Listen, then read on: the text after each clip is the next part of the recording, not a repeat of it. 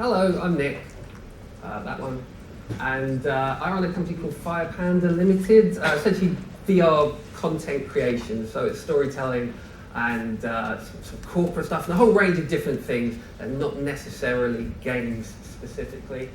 Here are some of the things I've worked on. I haven't got a flashy video, lots of other people have. I kind of feel bad for not bringing one. That's called Coloss. That's done really well. It's on all the different headsets. It won a couple of award type things. This is Apollo 11, which I worked on. It's done really well, won some awards, really excellent. If you do get a chance to check that one out, you definitely should. And there's some various other things. A couple of games, a game called Windlands, which is really good. And then you might notice a couple of Studio Ghibli things here. They're sort of the first things I did in VR, because I thought storytelling would be excellent for VR. I thought I'd been working in film and animation and stuff like that, did a short film myself, and I was going to go off and do that, but then VR came along and it seemed really exciting. So the first thing I did was try and make a couple of demos, and I thought they would be excellent options. And they did really well, lots of people liked them, and then I got a phone call or an email from Studio Ghibli themselves. I thought, wow, that's really good. And they asked me to take them down and off the internet and never show them again. So, they'd probably be a bit upset I'm showing them now, so I'll skip, I'll move on. But yes, anyway, for those who are not initiated, what VR is, a slightly patronising 101 perhaps. Essentially using a head-mounted display with a screen, some lenses to focus on that, and then the software is creating pictures and audio to essentially make you feel like you're there. This has been tried before, obviously, for decades. Some of it more successfully than others. Military and certain specialist users have been using some VR for quite a long time. But certainly, the technology has only now really just got good enough on all fronts to be convincing enough, certainly to be used commercially. In terms of VR headsets, there's over 40 million worldwide currently being used. Gear VR, which is a Samsung headset, there's over 1 million active users, people actually using that. The PlayStation VR, there's probably over 200,000 sold and used since their October launch this year. They reckon there might even be 2 million sold by next year, which is pretty impressive. The major headsets, the Rift, the Vive, PSVR, and then you've got mobile VR, which is slightly different, but similar. And then in terms of the key technology, you've got rotational tracking, so that's where you're sort of standing and looking around. Positional tracking, that's where you can actually move around in space. And then motion controls, where you've got hands and you can start interacting with the world. And then there's binaural audio, which is so you can get proper good positional audio, not just stereo placement, but if it sounds like it's coming from a particular place.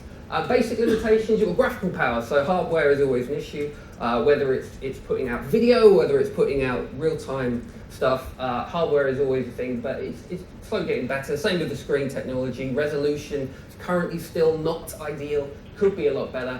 And the positional tracking, mobile headsets don't have any, mostly. They're starting to come in the next year or so, there will be more of them. But these things just keep getting better and better, which is what's quite exciting. There's a difference between real-time VR and 360 video.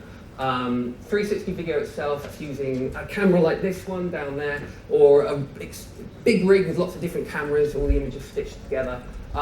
Some content for that is great. So if you're doing a documentary or news content, it makes a lot of sense to film it.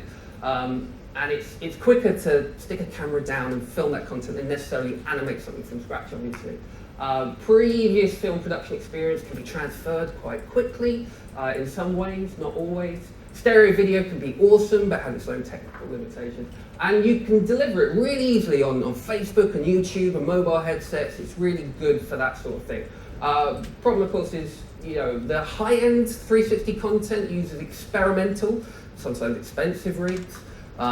There's no flawless camera rig yet that is yet producing 100% amazing stuff. The resolution, when you play back even 4K stuff, is not quite as high as the screen you're looking at. There's no positional tracking. There's some technology coming down the line that might improve that in the future. And certainly if you wanted like the top of the line stuff, I was speaking to someone recently actually who did like a 15-minute, really high quality 360 video in stereo.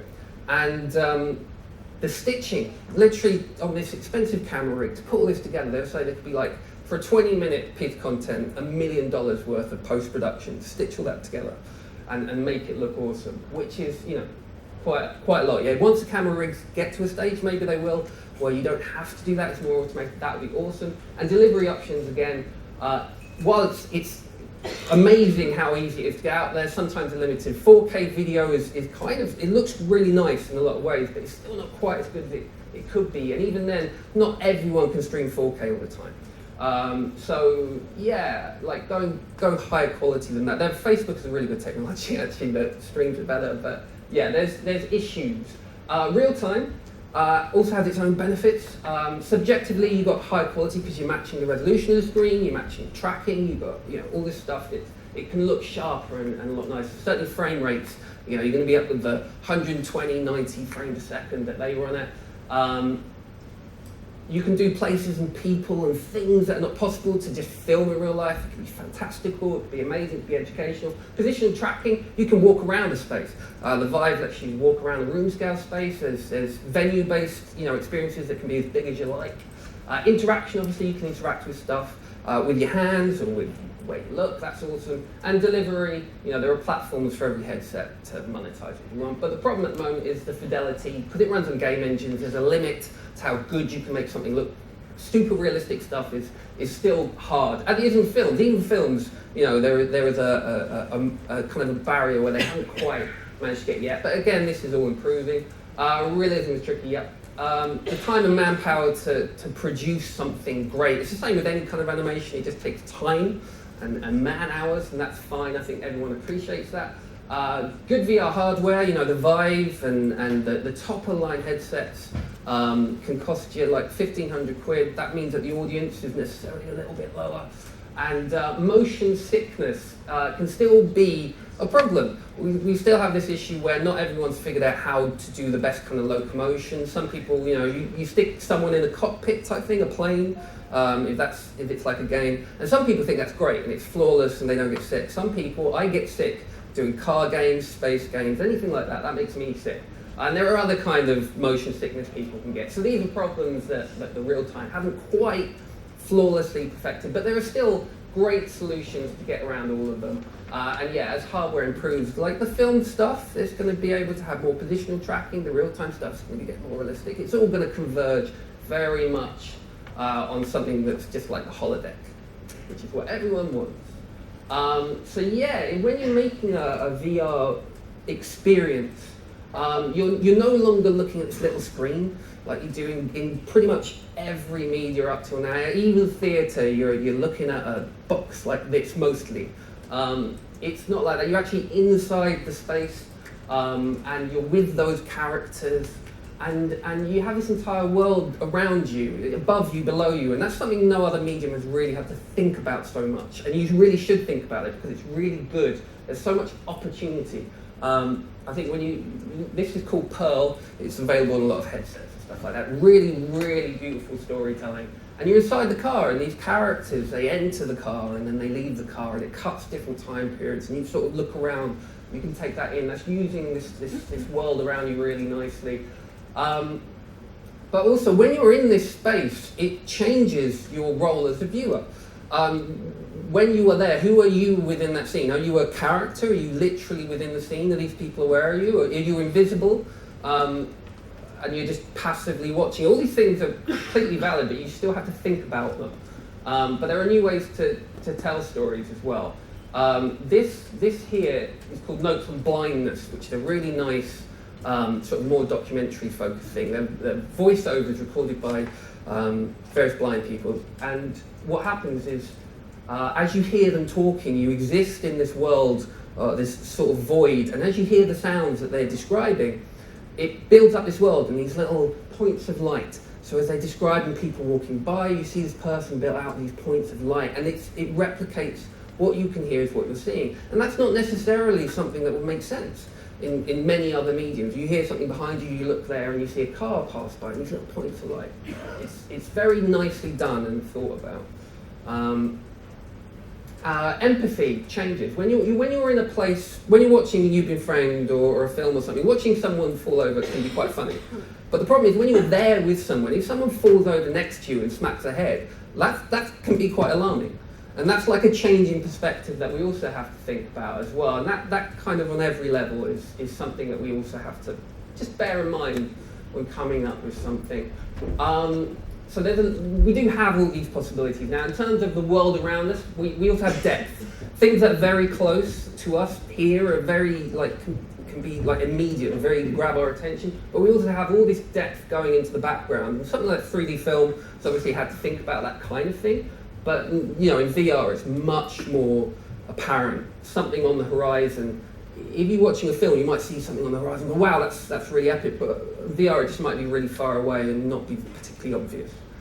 Things like that. Scale is really powerful. This is Alamet, which is a short by Penrose Studios. And everything is done with these little characters existing in this little miniature world in front of you. And you sort of lean in, they got this little flying boat coming by, you lean in, you can watch their little story, and then they hop off, and they have this little world that you can sort of lean into and look around. And then this is Colosse, which is my own one of the projects I worked on with a big team of really talented people. And we have this big, giant Titan that comes into the scene, and just seeing it above you, watching it walk over you is a particularly powerful moment. And then also we have all this space around us. If you were in a room and you had a bunch of conversations happening around you, you could focus on different conversations, the ones that were interesting to you at the time, and you could kind of zone out some of the others. So we can have bits of story happening all around us, and we can, have a look at those and change where we want to see something. And that sort of leads into this idea that you can actually tailor the story to where someone's looking. In Colosse, again, we have this moment where we've got this little fisherman guy, and he's fishing in front of you. And then he starts hearing these big stompy footsteps. And he sort of starts looking around, and he walks up to you, and he's sort of looking past you and like, oh, what's going on? And then he sees something. And so you look, and if you look to the left, this big foot comes slamming down into your view. But of course, when we were doing it, we're like, well, what if people aren't looking there? What if they miss it? So if you look to the right, the first footstep comes down to your right. So we can do this in all kinds of ways. So when you're thinking about 360, you need to think like, I don't want to, these characters are talking here and they're doing this thing here. What if they miss that? What if they're looking over at this car crash happening over there? Because it's much more exciting. Well, we can wait. Or we can change the location of things, or we can have the car crash over there instead. There's lots of opportunities for that. We can also draw people's attention, so if we want them to look over here, we can obviously snap our fingers metaphorically, get them to look over there. And we can also change the world when they're not looking if we want to just mess with them. So interaction in VR is really powerful. Obviously you can have linear things, which are not interactive, but you can also give people controls. There's subtle things like position tracking.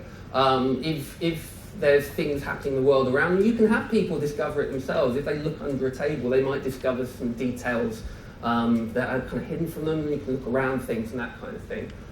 Room scale, obviously people can now walk around the space. Obviously if you're designing something, you want to make sure you're keeping that in mind. If they're standing over there or looking out a window, what can we do to make that story more interesting? The visual composition, obviously, if you're designing an animation or film, you compose those scenes with shots in mind, but if you can walk around a place, it's a different approach to that sort of stuff. And do we have every possibility covered in terms of if they can go over there, they can watch this character? You just want to start thinking about those sort of things. Motion controls, giving people actually hands that are in the experience. That allows them, if we want, to affect it and interact with it. And how much control do we give them? Because that brings into kind of focus the whole idea of gamification. If we can allow someone to affect a story, obviously that brings some interesting, narrative concepts. Maybe they're the protagonist now. Maybe they are the main character. And if they're doing that, is that not just a computer game? How far are we going to push it in that direction? Because if it's just a computer game, that's fine. That's great. But I guess if we want to tell a story, if that's the main focus, we also want to pay attention to that and ensure who you are in the story. There's also some narrative dissonance if you don't quite line things up. This is a beautiful short by Oculus called Henry, and he's a little cartoon hedgehog. It's very beautifully done, and but he's very lonely, and he's having a birthday party for himself, and there's no one there, so it's very sad. And then these balloons come to life and dance around him and things like that. But before that, he's standing there and he's super lonely. But he also recognises you. He looks at you and goes, oh, I'm really sad and lonely. But of course you're there with him. And you're kind of thinking, what's wrong with me? Like, why are you so lonely? I'm here with you. You just looked at me. So it's one of those weird moments which It's great in terms of like, there's a magical moment, him looking at you, but it's also a bit weird that he recognizes you, but because there's no context for you in the scene, you're just watching it, it kind of feels like he doesn't think you're good enough. I don't like that kind of judgment. So other media, of course, if you're coming from other media, it kind of makes sense to transfer whatever skills you have. Film, obviously so much storytelling is visual, and it makes a lot of sense for VR, but we're no longer in control of that camera, so you can't cut to a close-up of something, and sort of that's an important, or the character can't give a sly look and you cut to that and that kind of thing. But we can position where people are placed in the same way. We can cut the position of where someone is standing. So we want them to get closer to a character. You've got a wide shot and there's a character there. We can bring someone forward by fading in and out and moving them. But we can't necessarily do editing the same way. What we can do though is we can bring characters up to us. If we want something to happen close to us, we can just have the characters walk closer, the action happen closer. Birdman's a really good example because it's essentially one long uninterrupted shot, and I think that the sort of thought processes to make that sort of thing work are similar to thought processes to make something where you can't focus so much. But yeah, we can also think of it from the point of view that the viewer edits the scene for us. If we have an interesting thing happening here, their focus is pushed down onto here. It's like that, and then they're going to look at the thing which happens here, their focus moves there. So they're now editing the scene, and in the way we construct events or kind of the visual flow of the architecture around us, that kind of stuff, we can draw them to edit the scene themselves. But we don't necessarily have to be too constrained by the medium that much. We don't have to worry too much about it. A lot of the time it's nice for people to discover things in their own way. Games have obviously been doing in-world storytelling for years. This is Half-Life 2, and that was like a decade ago. And that was doing entire cutscenes, entire drama moments where you're standing in the scene as a person with those characters, where you can affect things in certain ways, but a lot of the time you're just watching these things unfurl. Of course, you're still watching things as like a little window, you're not actually in the world, but it's very, very close to the sort of storytelling. But a lot of the time, the storytelling within games is for the purpose of, the story is there to service the game, not necessarily the other way round. There are exceptions, but mostly the storytelling is kind of limited in that way. Theatre, obviously we've got a stage, we're from one point of view, and the way that a theatre production will drag your attention around particular things is obviously very useful, but of course that's on a stage that's very much in front of you, very much still a window, except for immersive theatre, which I think is probably the closest we have to a lot of these thoughts and techniques, in the sense that they will take you into a space, they will act around you, they will sometimes interact with the audience. Here you can see the audience have all got masks on, so that changes their role and contextualizes them, and that kind of thing. It's definitely worth going to some if you can, or at least checking some out if there is any available. So yeah, when it comes to storytelling in VR, the wonder of this new novel experience can come easily, but it's also easily broken. It's easy to take people out of that. And we should think about what things we can do to kind of help people out into it. So there's ancient storytelling technique I learned about 4 weeks ago called drawing the magic circle. And essentially you should set the scene and draw the viewer into the world. Just give them the time to kind of settle into it and do the things we can do to make them forget they're inside. And establishing the sort of magic and getting people on board is really important. Or even snatching their attention immediately with something wonderful and trying to ensure that they stay with that. Solid pacing, obviously we don't want to jar them with some odd interaction suddenly pops up. Do something now, that can be a bit weird.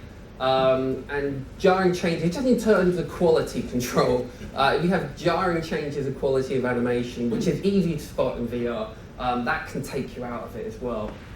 Better to make things consistent than try and blow people's minds, I would personally say.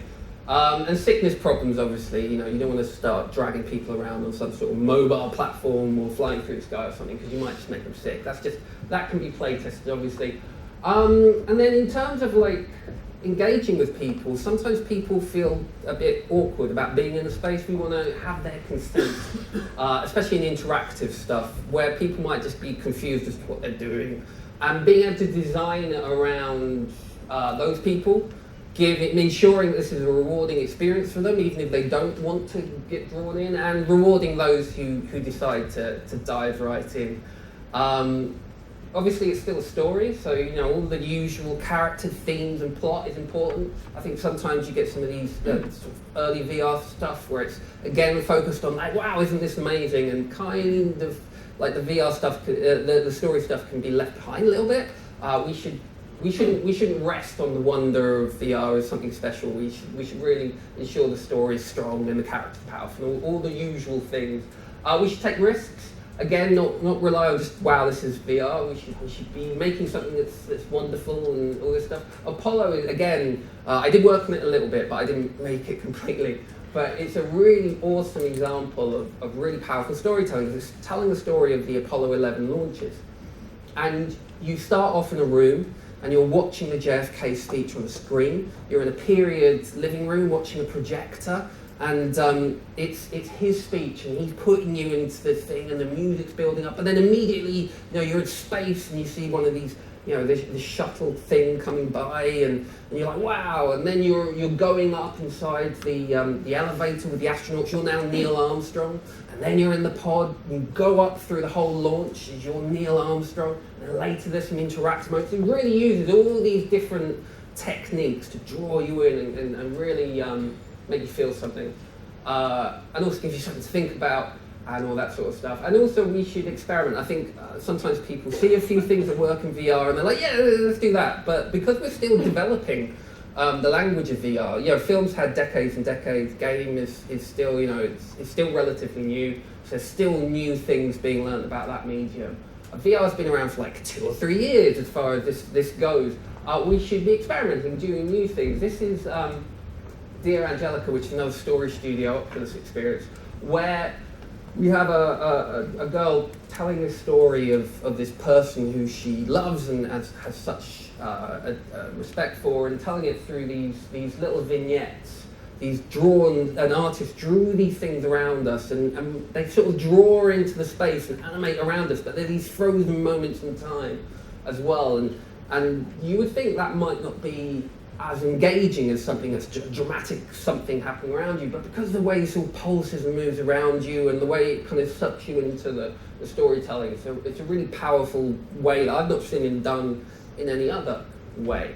So yeah, I mean, you should absolutely try new things. Nothing wrong with it. Make your own rules, tear them up, do it all again, and finally, tell a story. But yeah, that's kind of it. That's kind of all I've got to talk about. But I do need some animators and modelers. So if you know anyone or are anyone who can do that, that's great. Let me know. Thank you.